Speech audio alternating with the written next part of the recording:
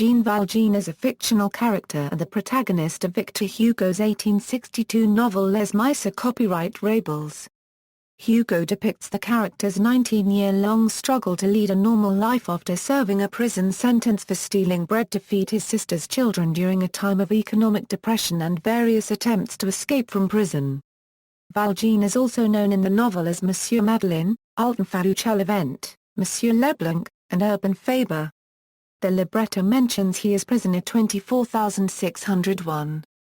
Unlike the others, Monsieur Leblanc is not an alias that Valjean uses but a nickname given to him by Marius because of his white hair. Valjean and Police Inspector Javert, who repeatedly encounters Valjean and attempts to return him to prison, have become archetypes in literary culture. In the popular imagination, the character of Jean Valjean came to represent both Hugo himself and leftist sentiment. In 1871, when Hugo was living in Brussels during the radical revolt known as the Paris Commune, anti-revolutionary mobs attacked his house and broke windows shouting "Down with Jean Valjean." Outline of the novel: as a parolee, Valjean is issued a yellow feuille de route for travel to Pontarlier where he will be forced to live under severe restrictions. This document, often called a passport jaune, identifies him to all as a former convict and brands Valjean an outcast immediately wherever he travels. Bishop Myriel of Digne, from whom he steals valuable silverware, tells the police that he has given the treasure to Valjean. Out of this encounter, Valjean becomes a repentant, honorable, dignified man. He is kind to all he encounters, a devoted substitute father to a girl who loses her mother, Fantine, and a benefactor to those in need. Though a known criminal and a parolee, Valjean yet grows morally to represent the best traits of humanity. Valjean occupies a place on the wrong side of the law, but the right side of human virtues and ethics. His antithesis, Javert, a dedicated and capable police officer, occupies a place of honor in society. The relationship of Valjean and Javert is a binary opposition between law and love. Javert sees Valjean only as the convict he once was, rather than the benefactor of humanity he has become. Javert's struggle to accept the ways that the laws he spent his life upholding might be unjust is what leads to his eventual suicide. Jean Valjean in the novel, Part 1, Fantine, after devoting the novel's opening chapters to Bishop Myriel, a kind-hearted old clergyman in the town of Digne, Hugo, without any transition, launches into the story of Valjean. He is a strange man, who arrives one October evening in Digne, searches a place to stay for the night and is turned away. At last, he is taken in by the bishop, who trusts him, feeds him supper, and gives him a bed for the night. Hugo then details Valjean's background. He was born sometime in 1769 in a small town and orphaned as a child. He became a pruner and helped support his widowed sister and her 7 children. In winter 1795, when resources were scarce, Valjean stole a loaf of bread from a local baker. He was caught and imprisoned for 5 years in the barn of Toulon, the Toulon prison. He attempted to escape 4 times, and each time his sentence was lengthened by 3 years. He also received an extra 2 years for once resisting recapture during his second escape. After 19 years in prison, he was released, but by law must carry a yellow passport that announces he is an ex-convict. During the night, he awakens and steals the bishop's silverware and silver plates, and runs off. He is arrested and brought back to the bishop. However, the bishop admonishes Valjean for forgetting to also take the silver candlesticks that he'd given Valjean, reminding Valjean of his promise to use the silver to become an honest man, claiming to have bought Valjean's soul with it, withdrawing it from evil and giving it to God. Despite the bishop's words, we later find that the police mark the event down in Valjean's permanent record. Bewildered, not really understanding what the bishop is talking about, Jean Valjean heads instead back out into the nearby mountains and meets a young traveling worker from Savoy named Petit Gouvet. Valjean places his foot on a coin that Petit Gouvet drops, then refuses to return it, despite Gouvet protests, and threatens to beat him. When the boy flees the scene and Valjean comes to his senses, remembering what the bishop told him, he is ashamed of what he has done and searches for the boy in vain. Hugo introduces Fantine and explains how she came to be abandoned by her child's father. In late 1815, Jean Valjean, now using the name Madeleine, arrives in Montreuil-sur-Mer.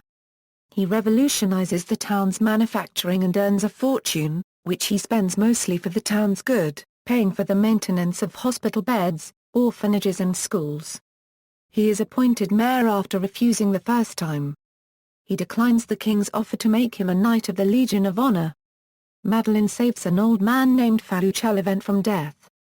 Fauchelevent had fallen beneath his wagon just as it started settling into the mire and his horse broke its thighs.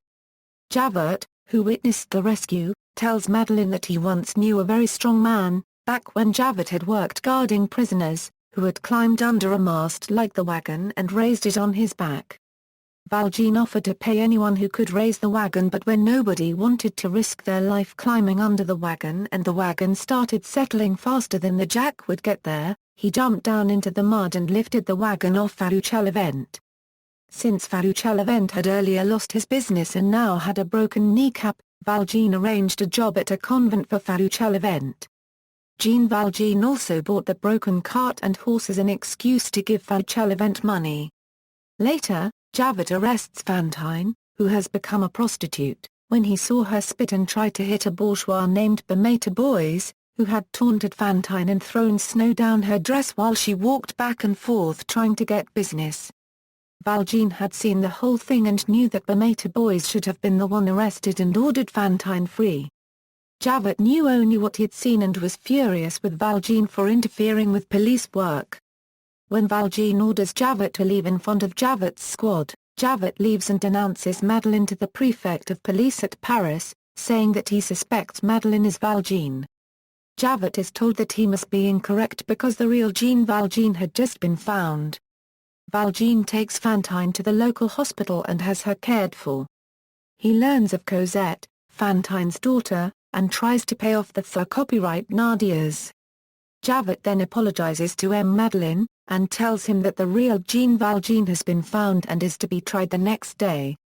Javert also asks that he be dismissed and disgraced by Valjean from his job for acting out of revenge incorrectly, saying that since he had been hard on others he could not be less harsh on himself, but after Valjean repeatedly refuses, Javert says he will continue acting as police chief until a replacement can be found.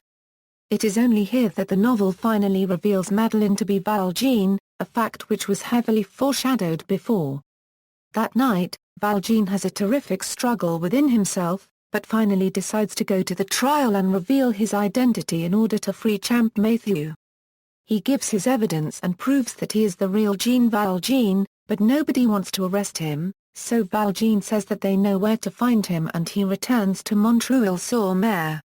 The judge at the trial, although quite impressed with Madeleine's work and reputation, is shocked that Valjean, while mentioning a date that another convict had tattooed on himself called Napoleon Bonaparte the Emperor instead of Bonaparte, and orders Valjean arrested for the 40 sous theft. Javert comes to arrest him the next day while Valjean is in Fantine's room. Valjean asks for 3 days to get Cosette from Montfermeil and give her to Fantine before he is arrested, and Javert refuses, saying that it would be too easy for Valjean to escape.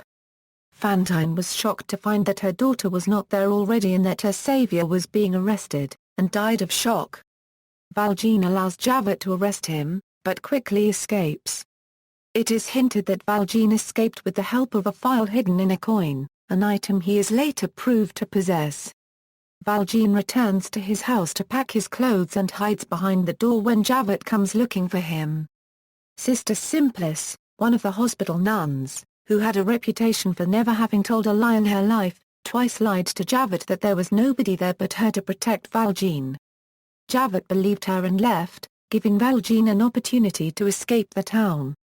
Part 2, Cosette, a short chapter, mainly consisting of 2 newspaper articles, informs the reader that Jean Valjean has been rearrested while getting into the stagecoach to Montfermeil. In July 1823, he was condemned to death for the 40 sous theft and the escape from the jail in Montreuil-sur-Mer, as the prosecutor claims that Valjean was part of a gang of street robbers and the latter refuses to defend himself.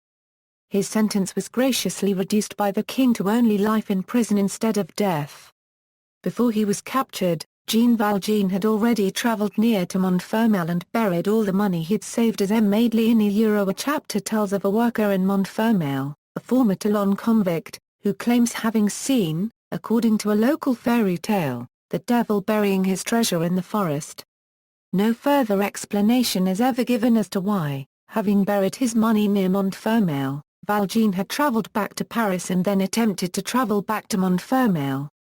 Valjean was assigned a new number of 9430, but escapes from a sailing vessel after only a few months' imprisonment, on November 16, 1823, by apparently falling into the sea after a daring rescue of a sailor who had gotten stuck in a dangerous situation up in the ship's rigging.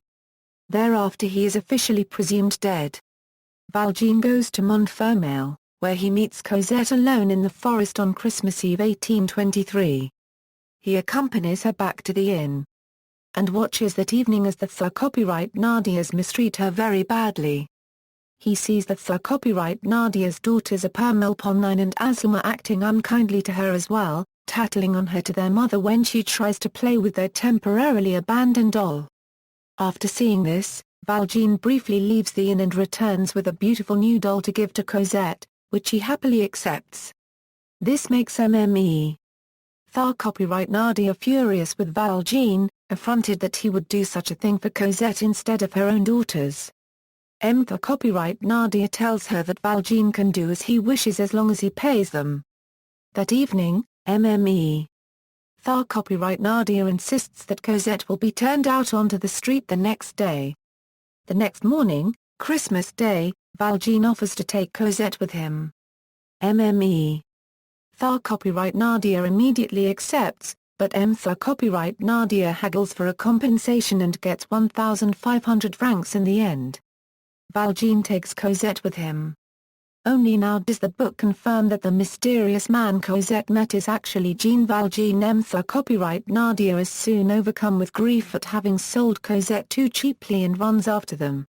When Copyright Nadia demands more money, Valjean gives him the note Fantine signed before she died, saying that the bearer of the note was authorized to take Cosette. Copyright Nadia tries to continue following Valjean, but is soon frightened back to the inn. Valjean takes Cosette to Paris, where they live in number 50-52 Boulevard de l'Hôpital, in the so-called Gorbeau house. They cannot live calmly for longer. In spring 1824, Javert, who has been promoted to the police in Paris, finds the house. He has heard of a kidnapping from Montfermeil and remembers Valjean's request of 3 days. He has also heard of a man, poorly dressed, who gives money to other poor people, the beggar who gives alms, who had a granddaughter with him and who has been heard to say that she came from Montfermeil. Javert goes undercover, discovers that it is Jean Valjean, and makes plans to arrest him. Valjean recognizes Javert, and taking Cosette, walks out of the house and leaves. They barely manage to get away from Javert, who allowed Valjean to leave the house, believing that Valjean would take him to meet other criminals. Valjean managed to steal a rope from a street lamp, climb a wall to a convent and pull Cosette up after him. They then climbed down a shed roof into a garden. It turned out that this was the convent where Fauchelevent worked, who wanted to return the favor and save Valjean's life this time. After almost burying Valjean alive in a scheme to get him out of the convent so that he could openly walk back into the convent, Fauchelevent was able to bring in his brother Ultime Fauchelevent. Cosette was admitted to the convent school. Part 3, Marius. During this whole part, Valjean and Cosette are unnamed, as the action is seen from Marius Pontmercy's point of view. They are only described as a father and daughter, whom Marius notices on his daily walks in the Jardin du Luxembourg. He ignores them at first, but later he and Cosette fall in love. Marius stalks the two until Valjean is alerted that someone is stalking them and moves from his house in Rue de l'Ouest. They meet again by pure luck. 6 months later, Valjean is known for his generosity. As the generous man from the street of Permelchen Church, copyright Nadia, Marius' neighbor, asks for charity. He recognizes Valjean and decides to build a trap for him. Marius, overhearing the plans, denounces the plot to the police, unfortunately meeting Javert. Valjean walks right into the trap and attempts to escape through copyright Nadia once he realizes this. Through copyright Nadia forces Valjean to write a letter to Cosette, instructing her to come with the bearer. Valjean, however, gives through copyright Nadia a false name and address and manages to free himself of the ropes tying him with the help of a file concealed in a coin, which is found afterwards. He berates the gang for thinking that they could force him to tell something he does not want to tell and burns his own left forearm with the poker through copyright Nadia had used to threaten him before surrendering to the gang. It is at that moment that Javert enters the scene. Valjean manages to escape before the latter recognizes him. Part 4, Saint Denis. Only now do we learn about Valjean's and Cosette's life during the last years. They lived in the convent until Fauchelevent's death, and left in 1829. Cosette is 14 years old. Valjean buys 3 houses in Rue de l'Ouest, Rue Plumet and No. 7 Rue de l'Homme copyright, mostly living in Rue Plumet. Valjean does not know that Cosette returns Marius' love and does not understand why Cosette seems less attached to her grandfather than before. He is happy to see that the brand wound he got during the attack makes her worry and care for him more. During one of their walks, they witness the passing of a chain gang being taken from Paris south. The event leaves a profound impression on Cosette and makes Valjean even more determined to stop his daughter from learning about his past. Marius, through a permelponine, finds Cosette, stalks her house, leaves his daily love journal for her to find, then one evening leaps over the gate and surprises her in the garden. They begin meeting every evening to gaze into each other's eyes. But it is also a permelponine, jealous, who throws Valjean an anonymous note, telling him to move. Valjean, feeling threatened since the incident with the copyright Nadia and since he believes there has been a man hiding in his garden, decides to move to England.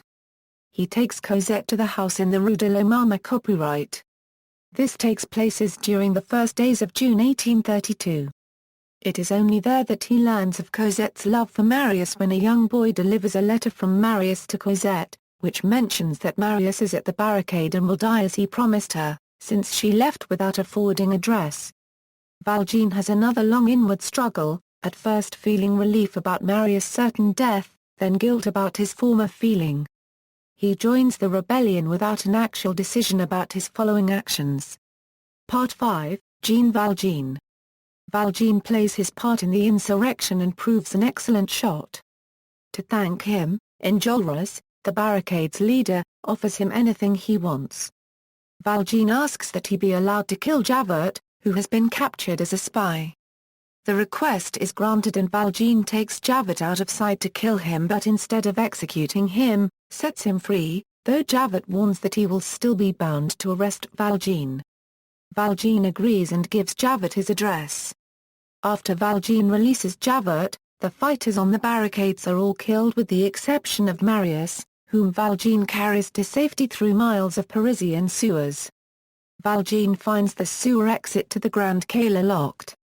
Through copyright Nadia is there and has the key. He offers Valjean the key in return for payment, believing that Valjean had killed Marius for his money. Valjean gives the few sous he has to the copyright Nadia and unlocks the sewer gate and encounters Javert, now returned to duty and in pursuit of the copyright Nadia. Valjean requests that Javert help him carry Marius to safety and Javert summons his carriage. Valjean asks permission to return home to say goodbye to Cosette and Javert agrees, saying that he will wait out front. As he walks up the stairs, Valjean looks out the window and notices that Javert is gone. Javert confronts his life spent in pursuit of a criminal who has demonstrated a sense of justice outside of the one that Javert has upheld his entire life. Unable to accept this, he commits suicide. After recovering from his injuries, Marius receives permission from his grandfather to marry Cosette and they wed. The day after the wedding, Valjean reveals to Marius that he is an ex-convict. Marius, horrified, assumes the worst about Valjean's character and begins pushing him out of Cosette's life. After this, Valjean's previously habitual visits to Cosette at Marius' grandfather's house become shorter and shorter, until he ceases to visit at all, having become bedridden with loss of will to live. Sometime after he stops coming, Copyright Nadia visits Marius and claims that Valjean is a murderer and shows Marius several newspaper articles to prove this. Marius sees through copyright Nadia's disguise and, in an attempt to show Marius something that he does not already know, copyright Nadia shows newspaper clippings proving that Madeleine and Jean Valjean are the same person, and that Javert committed suicide. Marius is then told that Valjean was the man who had assassinated one of Marius' relatives, carrying the body through the sewers on June 6. Realizing that copyright Nadia has seen Valjean saving him, Marius finishes with copyright Nadia and hurries with Cosette to Valjean's flat. Unfortunately, they are too late and find Valjean is dying. Valjean makes peace with Marius, with whom he had had uneasy relations, and tells Cosette the name of her mother, Fantine. He dies content and is buried in an unmarked grave, per his request, after death. Hugo's sources. Valjean's character is loosely based on the life of Hugo Nèfre, a section Vidocq, an ex-convict who became a successful businessman widely noted for his social engagement and philanthropy. Vidocq helped Hugo with his research for Claude Gueux and Le Dernier Jour d'un Condamné copyright. In 1828, Vidocq, already pardoned, saved one of the workers in his paper factory by lifting a heavy cart on his shoulders as Valjean does. Hugo's description of Valjean rescuing a sailor on the Orion drew almost word for word on a friend's letter describing such an incident. On February 22, 1846, when he had begun work on the novel, Hugo witnessed the arrest of a bread thief while a duchess and her child watched the scene pitilessly from their coach. The revolt of the university students is based on the 1832 June Rebellion. Jean Valjean in the musical. Differences in the musical. Javert frequently refers to Jean Valjean as prisoner 24601, which is never done in the book. The number only appears twice in the novel, and is never spoken by Javert. Valjean's assumed name, Monsieur Madeleine, is not used in the musical version, where he is only called Monsieur le Maire. In the 2012 film adaptation of the musical, the factory foreman breaks up the fight between Fantine and the factory workers, announcing Monsieur Madeleine's here. The assumed name can also be seen on the door of his office. In the novel, Valjean is arrested for the second time for stealing a coin from a boy. Javert later chases him for escaping prison. In the musical, Valjean neither gets arrested again nor escapes from prison. He is chased because he tore up his ticket of leave. Valjean and Cosette do not live in Gorbeau House and take refuge from Javert in a convent in the musical version, but the 2012 movie depicts Valjean inadvertently entering the convent with Cosette while escaping Javert, where he then encounters Fauchelevent. The Gorbeau House episode with the Thénardiers is also omitted in the musical and film adaptation. Instead, Thénardier lures Valjean into a trap on the streets with his gang and later attempts to rob him in his house, which is located on Rue Plumet. In Act 2, the first attack, Valjean shoots a sniper who is attempting to kill Enjolras.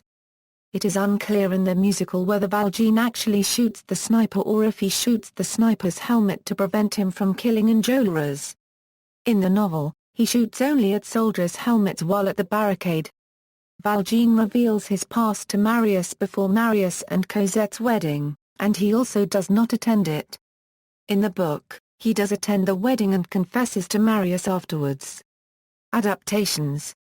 Since the original publication of Les Misérables copyright Rabels in 1862, the character of Jean Valjean has been in a large number of adaptations in numerous types of media based on the novel, such as books, films, musicals, plays and games. References. Notes, mentioned in prologue, Worksong and WHOMI. External links, Jean Valjean at the Internet Movie Database, search for Jean Valjean at the Internet Broadway Database.